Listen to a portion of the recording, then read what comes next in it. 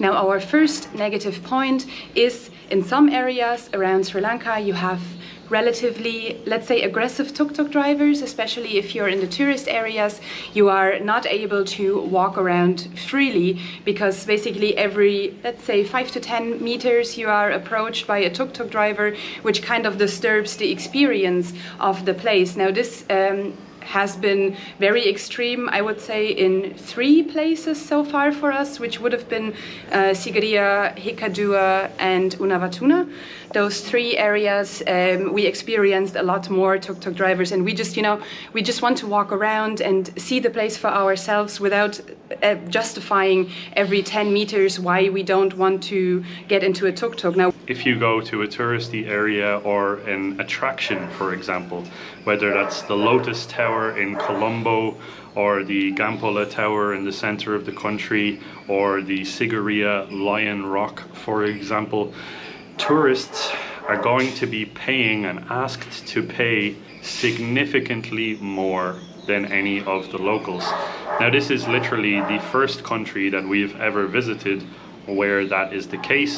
Now, we do not have an issue with paying slightly more than, for example, local people, and this is not our way of saying that you shouldn't go and experience attractions. Absolutely, please go for it. We are aiming to improve Sri Lankan tourism, but this is just a point that we have found across a lot of tourist boards and a lot of chat groups. People are complaining about this, and people are not very happy about this particular point because it's not a nice experience. In some cases, we've even seen up to 25 times higher price being charged for tourists. Now, I'm sorry, that's a little bit excessive, and that is literally only going to turn tourists around and look for something else. Our third point of cons of Sri Lanka is the traffic here in the area. Now, a lot of times you just have kind of one main road where all of the traffic goes along, which is okay, don't get me wrong. That's totally fine. The issue is that a lot of the bus drivers, for example, drive so fast that it's really dangerous because in these areas, for example, let's take Hikkaduwa or Unawatuna, it's a very touristy area. There are no sidewalks. And there are, let's say, one bus here, one bus is overtaking the bus, and there's one bus driving into the other direction, and they're all going so fast that you might even be knocked over just by the wind. And we had so many close calls where it was really, really dangerous. Now, guys, another con that we're going to be adding to our list, unfortunately, today is the fact that if you go to a tourist area and you're very visibly not from Sri Lanka, there are quite a lot of people out there that are going to try and take advantage of you. And by what I mean by that is scammers. So basically people approaching you and trying to be friendly and to get on your good side, and then eventually leading you down the path of trying to take some money from you, whether that is bringing you into a market or, for example, taking a photograph of the stilt fishermen on the beach, which we have heard is a very common and typical scam.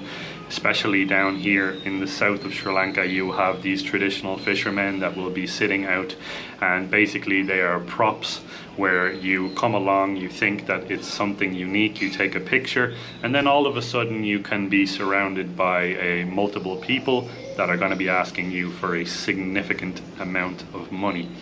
We've unfortunately ran into a couple of circumstances with different people in different cities. The 2 main cities that I will point out as being sort of a lot of people are doing this type of stuff is in Colombo and in Kandy. Now, the next point, and this is specifically for females that are traveling Sri Lanka, is catcalling. Now, when I'm around Luke and we're walking around, nothing of that kind ever happens. But we had the situation a few times, for example, where I would be going by myself into a supermarket, or I would walk to the ATM by myself, and all of a sudden you find yourself in a situation where men are kind of starting to follow you, and they will be doing like, you know, and all of these sort of things, or hey, how are you, or whatever. I don't know, they are trying to approach you in a way that is not very comfortable for a single female walking around. I had the situation, for example, I walked into a supermarket and I had a guy follow me the entire time through the supermarket, literally like a meter or two behind me, trying to get my attention by calling me the entire time. Now obviously I'm not the type of person that you should do that to, so I just turned around and told him to get lost, basically. But if you are a female solo traveler and you might be uncomfortable in these types of situations, or you're not able to stand your ground, please be a little bit on the wary side when it comes to that, because it's very uncomfortable, obviously, if you cannot really help yourself. If there are several men involved, you might not be able to defend yourself. So just be on the careful side. Don't walk down dark alleyways by yourself and so on. Just be street smart, basically. Number 6 on the con list for Sri Lanka, and this is definitely the saddest one actually out of the entire list in my opinion, and that is just how difficult life is for the local people. You will see people struggling here in Sri Lanka, and that just simply has to do with the economic situation.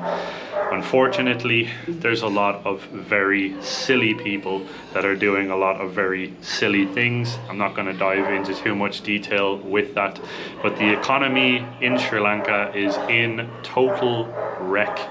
Unfortunately, that's the case, and you will see that as a tourist when you visit here. For example, you will see some people that are very hungry. The last negative point, as of January 2023, there are still a lot of power cuts. So during the day, for example, where we are right now in the south, at any stage you will have 1 to 2 hours of power cuts, usually once a day, sometimes twice a day. And if you are in a not touristy area, those power cuts can be a lot longer than 1 or 1.5 hours.